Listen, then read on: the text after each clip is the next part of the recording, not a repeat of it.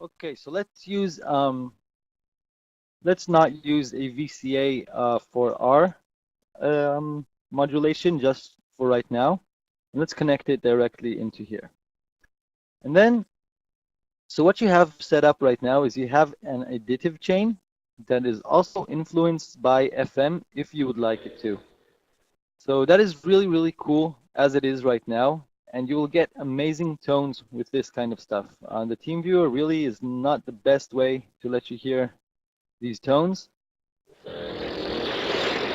But for example, this would be additive.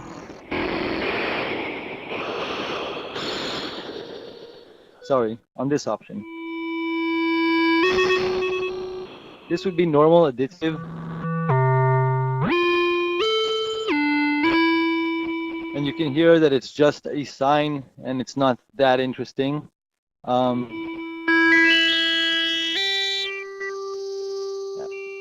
you can play with the partials. But once we add in the FM element into it,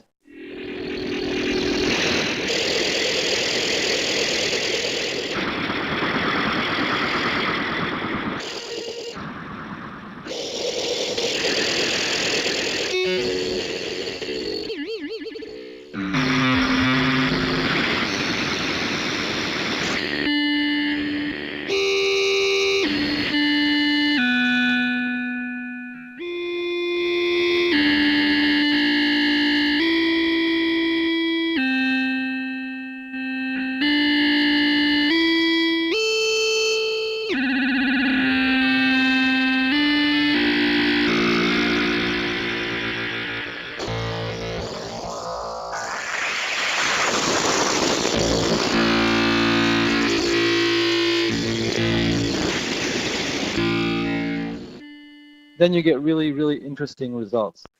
So what we did here on that other patch, and I don't think we actually need to build this because the rest is just straight up like what we've built. So I can just show you directly on this one.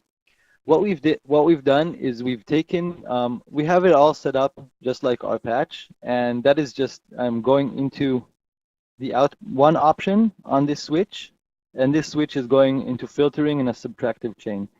But the second option on this switch is that after it goes into the same thing that we built on our other patch, after it finishes processing the additive and FM chain, it then goes into a granular module.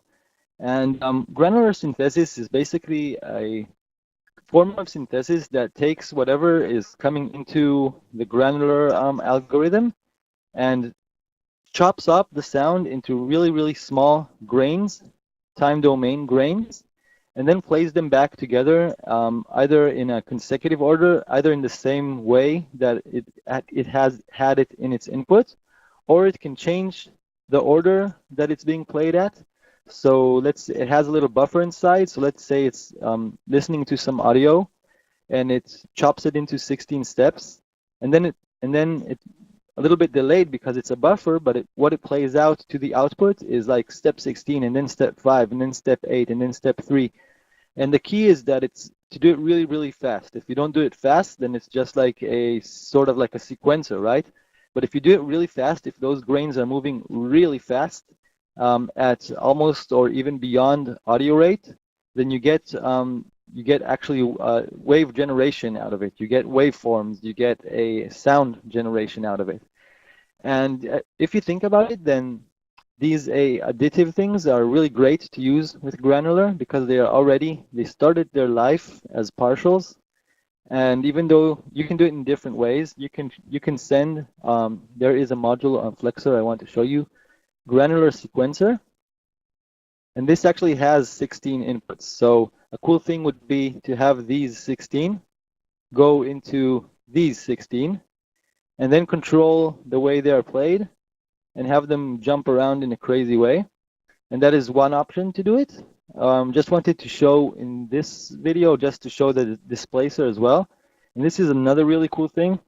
What it does is it takes whatever is coming in, chops it into 16 zones like we discussed, 16 grains, plays them back at whatever order that you want. We have it going consecutively now with the ramp, but you can use an LFO to go crazy right here.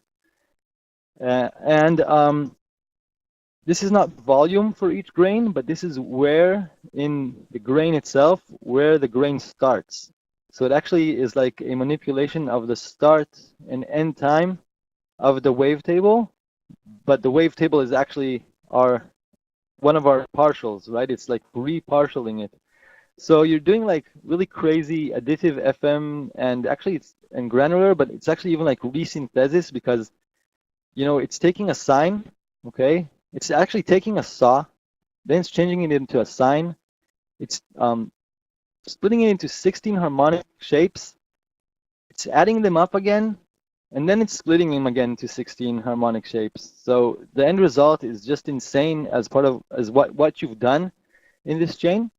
And obviously the key here, you have so many knobs, and this is a really, really delicate thing. This is not like just your usual subtractive synth where you can just, move the cutoff and it's magic on a saw. Here you have to really, every knob does something, and every knob it's important and can influence the sound greatly. So you can get really experimental tones and really science fiction tones, but you can get also really useful and really great synthesized tones. And it actually can sound quite, I wouldn't say organic because it sounds electronic, but instrumental, like an electronic instrument, like a guitarish or something that is going through an amp, or really fuzzy tones,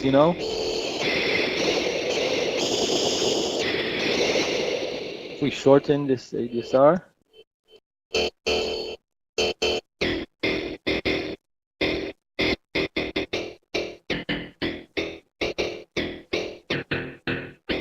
So these are really great tones, and it would be hard to get these kind of tones by using just your standard saw square sine try subtractive synthesis type of thing. And the FM itself is also, I think, much more interesting than if you'd use just additive, or if you had just an FM synth. Either one of those would not be as interesting as this combination. This really opens up. I'm really psyched by the possibilities here in such a combination.